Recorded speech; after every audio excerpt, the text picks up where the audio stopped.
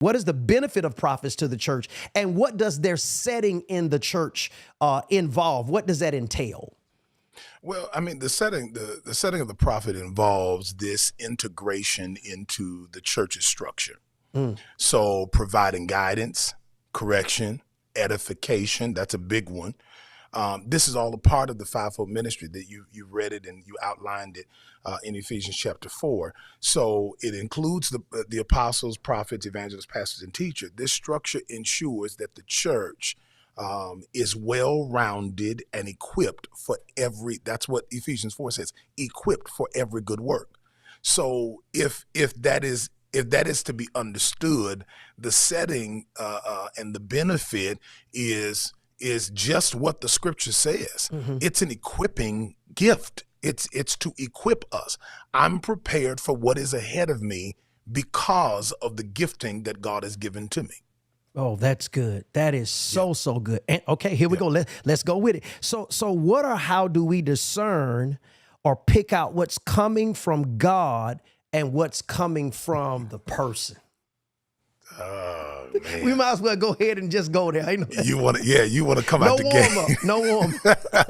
1 John chapter 4 says, "Beloved, believe not every spirit, but try the spirits whether they are of God, because," watch this, "many false prophets are gone out into the world." Just in case you wanted to try to take this text and make it about something else, it is simply about our receiving and our posture in what we're hearing.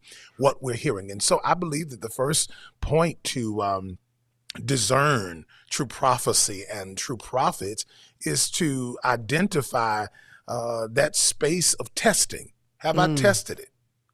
Then the question would be, well, how do I test? Jesus gave us that understanding in Matthew. He said, you'll know a tree by its fruit, which means just because I'm introduced to them doesn't mean I've had time to test them.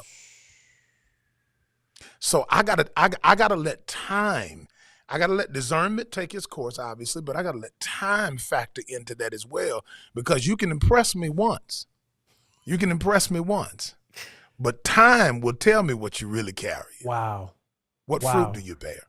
Okay, but Apostle, this person just gave a prophetic warning, a prophetic forecast that something is about to happen, and I need to prepare myself, and I don't necessarily have enough time to examine the tree to see what fruit is coming off of it, but possibly something in me wants to go with what this person is saying. What do we do with that? I got to compare it to the scripture. Okay.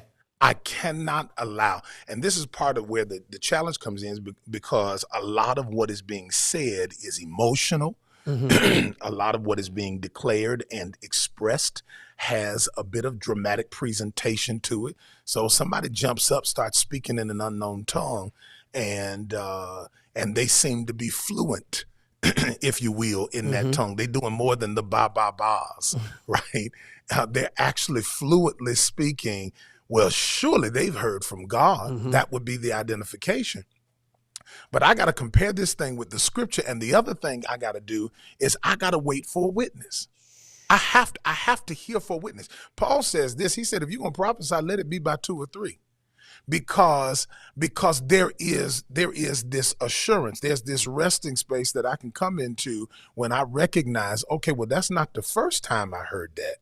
That's the second. Now that's the third time. Oh, we got a confirmation now. And in the mouth of 2 or 3 witnesses, let everything be established. Now, and good. that is so the what same I heard you even say with is prophecy. that to prophecy, the Bible gives us protective measures and barriers that we can measure that prophecy by to let us know that if we can go with it. That is now that's good. That I think Yes, that's sir. I hope someone's listening got that you just don't run with it because you heard it. The scripture, I believe Bible interprets Bible. And I think too many times we're hearing what someone say.